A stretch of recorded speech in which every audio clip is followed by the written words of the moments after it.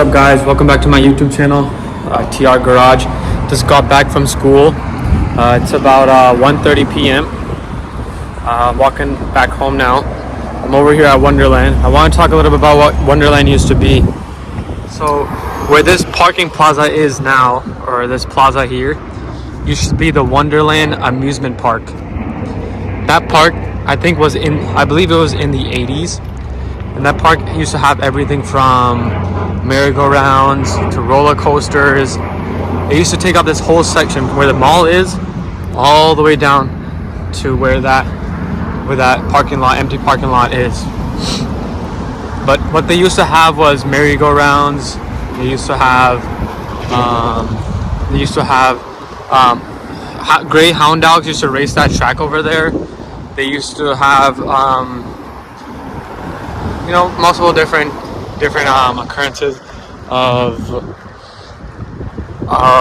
amusement. They used to have the water slides.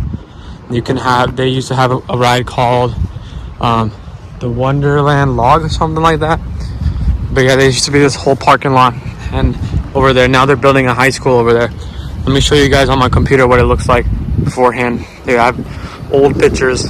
Before I show you guys what Wonderland used to look like, let me show you guys what they have here now. So they have a hook and reel, they have a Neptune's laundromat, they have a trampoline park right over here, they're getting a brand new Burlington right over there. We have a post office, and we also have a Marshalls and a Planet Fitness. And right across from me is a bank. Mind you, this is where kids used to come and play, have fun. And they'd go home, and it's almost like a block from the high school. So I can't imagine, what it's like now. I mean, I do imagine I lived it, but yeah. Let me show you guys the Teslas. Whenever a shipment of Tesla comes in, I believe they used to have them in that lot over there, but now they have them here. This is the Model Y, I believe. It's a new Model Y. These vehicles are not for sale, but they're just here for a sitting. But this is the Model Y. Looks like there's nothing in there except a box. The Model Y, not the Model Y. This is the Model. Oh, this is the Model Y. Yeah, it's the Model Y. They got a Durango, someone's car, I think that is. They got a Kia. They got the Model X here. This one looks a little bit used. I would say it's around 100,000 miles. But the thing about Teslas, it's an electric motor, so does mileage really matter? It's something you have to think about. The interior looks beige. Doesn't look too good, to be honest. There is a scratch here. I don't see that many sensors. I know that there's a sensor here. There's a sensor there. There's sensors all in the front. But what I don't understand, there's a radar sensor there. What I don't understand is how people can trust this car to drive for them, Imagine it just makes one miscalculation. Imagine on this sensor, there's a little speck, and that sensor reads it as something else. It reads it as something else, and then it doesn't fully, proportion it correctly, or drive the car correctly, and it just pulls you into the wrong lane. What are you gonna do from there? Yeah, now let's talk about this Rivian here. So Rivian, they make really good cars. I don't know what this is called. Rivian wagon is called, or that's the Rivian wagon, I guess. This is a Rivian RTX maybe, but this is a Rivian truck. As for the truck is really nice. They have they however went bankrupt because they weren't able to afford to keep up, but their trucks are really nice. They're built solid on a really good frame, and they have really good range as well. Well, this is a Rivian RT1. Okay, so that's the RTS. Okay, so there's a wrapped Rivian right over here. Looks like they're all wrapped. They're all under the name of RT1. Not sure what RT1 stands for, or RT, or R1. R1, I guess, is what's common here. I think R just stands for Rivian, and then T is probably the model, and then I don't know what 1 means. But yeah, let's take a look at this. Let's look at the interior from here. The interior looks nice, guys. You have a flat screen in there, a different TV in there. You got this bed. The tires, I don't know, they're kind of big.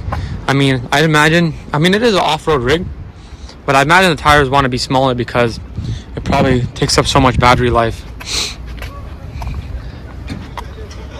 But yeah, now, you know, this used to be a Wonderland Amusement Park. Now it's a Rivian headquarter, bro. We got Rivians for days. At one point, there was almost 125 of them. They were all lined up here and lined up there. And I don't know, nobody says anything to them. Like, there's action towing that's supposed to be towing people if they park here illegally. But these have been parked here since, I don't even know. The longest time I've seen them, they've been here since January. They moved. They were parked in that lot over there, and now they're moved over here. So I don't know. I don't know what's going on with them, but they're pretty nice looking. I mean, if Rivian didn't go out of business or bankruptcy, they would have. I think they would have popped off better than Tesla because their trucks are really nice. Tesla should take notes on Rivian, or Tesla should buy into Rivian and just make their stuff look like this. Because I'd buy this over the Cybertruck any day of the week. This is the R1S. Not bad. None of them have number plates, so honestly, you can just take one home if you wanted to. But yeah, I'll catch you guys. Let me show you guys what Wonderland used to look like, because it's pretty cool. I mean, it's really cool, to be honest, if you think about it. Does anybody know if this plate is real? It says Florida on it, but it has Massachusetts colors. So I'm confused, guys. Leave it in the comment section. Is this plate real, or is that a fake plate? Alrighty, guys. So this was Wonderland Amusement Park in Revere. Let's take a look at it. So this is the photo that I've seen right here. This is the same shopping plaza that I was describing earlier. They have the water slide there. They had, I think this was where the Greyhounds ran. So this is the shopping plaza back here. This is where all the food areas were. But they had the water slide. I'd call it a cannibal, but overall, if we had this today, I'm pretty sure everybody would hang out there like all day long. I know that they still have the same police station on the beach, as well as the same area where people changed clothes to get on the beach. But that's so cool to think about. Like, this was on your beach at one point, and now they don't have it. Like, this is the same area. I mean, they also had roller coasters. This is the same area that they now do fireworks, and then now everybody sits, which is crazy because when you think about it, my house is all the way back there in that corner, and everything around here is either houses, high school. I guess back then the high school wasn't there. Oh, they still have a train here. If you look at it, there's a train. Wonderland stop maybe, but this looks like the size of Kennedy Lake. Let's look at more pictures here, guys.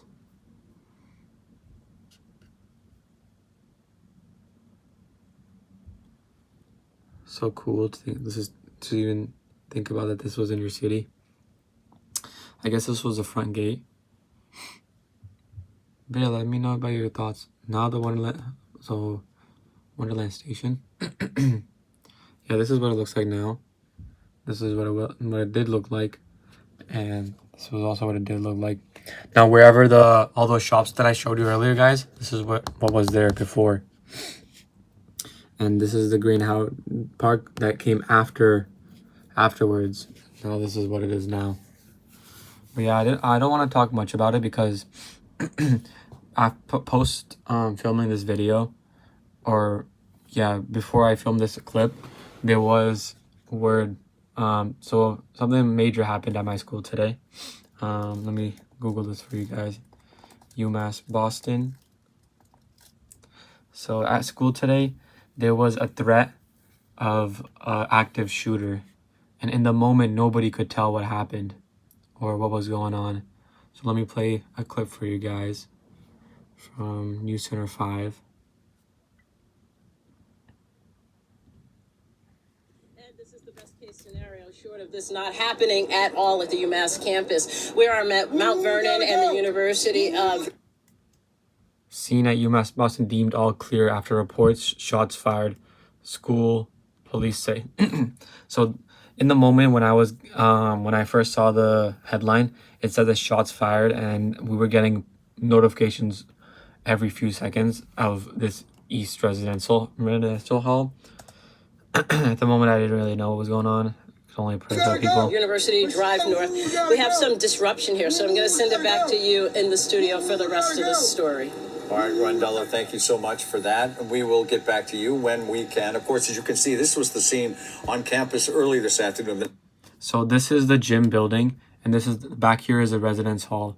And I walk through here like 15 times a day, sometimes on my scooter, so I can play basketball in this area. And in yesterday's video, you can see me playing basketball in this area. The numbers of people who were racing through the parking lot, racing around campus, and responding to that moment. All the cops pulling in. All right, let's go to our live team coverage that continues with Mary Saladna, who is also on campus. Mary. Yeah, Maria, we can tell you that there is relief now, and things have returned to normal for the most part. I mean, traffic is moving again. The roads are not blocked off. Students are done with classes for the day.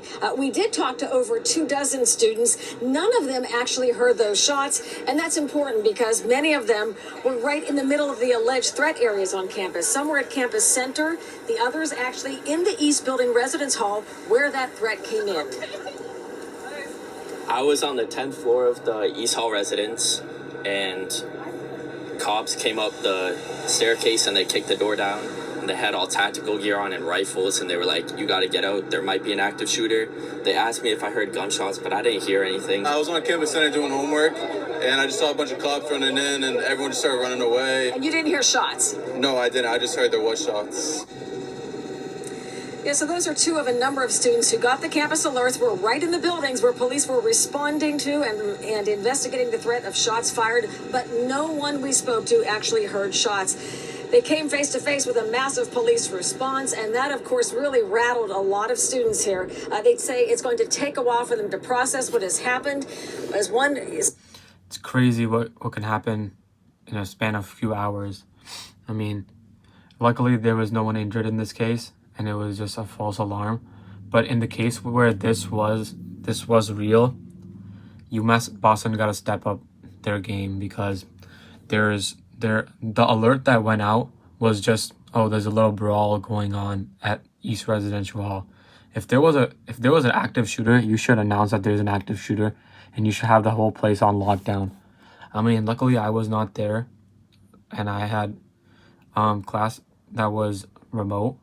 But if I was there, I know I'm locking up the doors. There's no way anybody's getting in the room that I'm in. And luckily I'm not going to be in the dorms because I don't live there. I live at home. But this is real scary to think about, you know. And I don't know if I filmed it in one of the clips in my previous stories or my previous videos, but the main campus center door, UMass Boston Campus Center, they replaced the doors for some reason over the summer, and now they're regular doors. So let me see if the images come up. They're normal doors, not sliding doors like they used to have.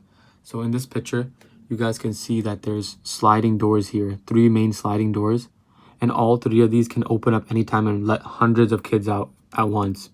Now what they did is they got rid of these doors and they put in regular handle doors, 3 of them. So they got the handle doors, and then when you step in, so there's handle doors here. When you step in, there's another handle door to go in. And then in the middle they actually have a revolving door, and this one's a handle door again. Now the thing is with this, if there is a school shooting, kids are not able to get out. It's a 1-by-1 situation. You gotta get out 1 by 1. No, it's not safe. You need to be getting out hundreds at a time. This was really good. I don't know why they redeveloped it or what the purpose is, maybe to help the cold, but it seems to be backfiring because it's not letting kids out. And another thing is our other building, Wheatley is a nightmare. There's barely any exits, or if there are exits, they're in the front or the back of the building. I'm glad that nobody was injured, because this would have been crazy if this was real. It would have been crazy. Let's check the news reports again. When I first heard about it, there was some rumor going around that someone was bleeding out on the 7th floor of the residential hall. Luckily, that wasn't the case, and nothing really happened, which is really good news. I don't know if I'm going to go to school tomorrow. I think I'm going to end up skipping, guys. Because it could be a chance where today was just a setup. And then tomorrow would be, you know, the main event. So I'm going to not head to school tomorrow. I'm going to do Zoom. Fired at a residence hall and other locations, but later found no evidence at all of gunfire. As Brandon Truitt shows us, the incident was... Also, the whole thing that this is safe again, or like, there's nothing is, how do I explain it? There's no scare, or like, everything's okay. I feel like that's very odd, and very odd that people were hearing gunshots, and then it just randomly, you know, it's okay, we can go back to school. Terrifying and confusing for students. Students tell me a message warning of an emergency was broadcast over the campus intercoms, but a lot of them didn't take it seriously until they saw the sheer number of police showing up with their guns drawn. It started with an alert and led to chaos. Reports of shots fired spreading faster than many could get out of their dorms or classrooms. People, they like started crying, dropping to their knees and stuff. Come on. A whole bunch of cops came in and evacuated us out of the building, and they were like, put your bags down, open your bags, put your hands up. Makai Salazar took this video while hunkering down in the student center. The sophomore says police didn't identify themselves at first. He wasn't sure if those orders were coming from police or a possible gunman. I grabbed a pool stick because I was scared. I didn't know what to do. I wanted to defend myself, if anything. Officers pulled up to campus by the dozens, many entering buildings with their guns drawn and going door to door in residence halls. I was just really scared. I was shaking. I started crying a little bit because I was just sprinting down the stairs, and I didn't know what was going to happen next. Definitely scary. I mean, we didn't even get to put on our shoes. We just got told to run out. And then there's the video. Students running for their lives with their hands in the air, desperate to reach safer ground.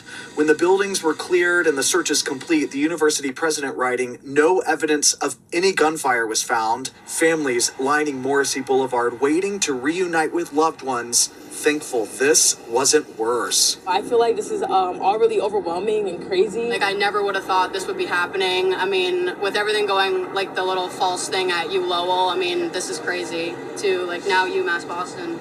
And despite that rush to evacuate, there are no reports of any injuries. Classes and events were canceled for Thursday night. They will resume Friday morning. In Dorchester, Brandon Truitt, WBZ News. Brandon, thank you.